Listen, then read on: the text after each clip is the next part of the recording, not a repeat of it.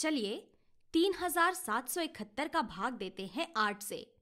और जिस तरीके से हमने इस डिवीजन को लिखा हुआ है, ऐसा लग रहा है कि हमें यहाँ पर दीर्घ विभाजन या लॉन्ग डिवीजन करना होगा।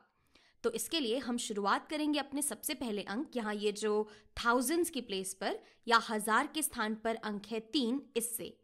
तो सबसे पहले हमें देखना होगा कि क्या 8 3 में जाता है। तो 8 3 में तो नहीं जाता, इसलिए हम पहले अपने इन दोनों अंकों को लेंगे। तो अब हमें सोचना होगा कि क्या 8 37 में जाता है। तो अगर हम 8 का पहाड़ा याद करें तो 8 चौके 32 होता है। तो 32 37 से थोड़ा छोटा है, यानी कि हम यहाँ पर लिख सकते हैं 4। और क्योंकि 8 चौके 32 होता है तो हम 32 को ठीक 37 के नीचे लिख लेंगे। तो अब यहाँ पर हम घटा देते हैं 37 में से 32 को। तो 37 में से 32 घटता है तो हमारे पास बच जाता है 5। लेकिन मैं चाहती हूं कि एक बार आप यहाँ समझे कि दरअसल हो क्या रहा है। तो दरअसल हम यहाँ पर 3700 में 8 से भाग दे रहे हैं। तो 3700 में 8 ये दरअसल जाता है 400 बार। तो 8 गुणे 400 ये 3200 के बराबर होता है।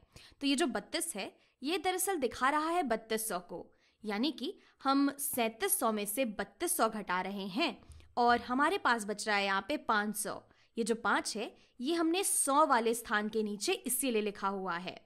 और ये जो 4 है ये दरअसल 100 के स्थान पर है। यहाँ और अंक आगे अभी आएंगे। तो मैं चाहती हूँ कि आप इस बात को समझें कि इस विभाजन में, इस भाग में पीछे में क्या हो रहा है। यहाँ हम इसे बस ऐसे ही नहीं करते जाते। तो अब इसके आगे जाने के लिए हम अपने अगले अंक को नीचे उतारेंगे। तो हमारा अगला अंक है ये 7, इसे हम यहाँ 5 के बगल में लिख देंगे। तो हमारे पास आ गया 57।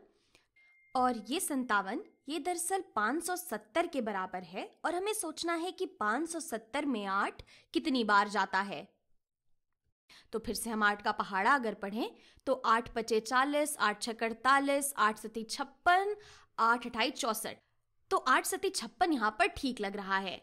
यहाँ पर मैं लिखूंगी 7 और 8 सते होता है 56, जिसे हम यहाँ 57 के नीचे लिखेंगे। और फिर से हम यहाँ पर 57 में से 56 को घटा देंगे।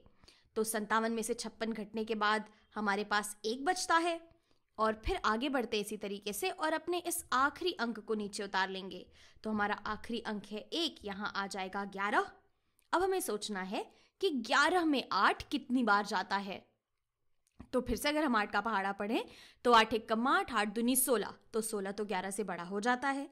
तो 8 2 बार नहीं जाएगा 11 में, 8 11 में बस 1 बार जाएगा। तो 8 एक कम होता है 8 और फिर से हम 11 में से 8 को घटा लेंगे। तो हमारे पास यहाँ बच जाएगा 3, यानी कि 3 हमारा शेष फल या फिर रिमाइंडर है। मैं इसे यहाँ लिख देती हूँ। ये हो गया हमारा शेष फल। और हम कह सकते हैं कि 3771 में 8 471 बार जाता है।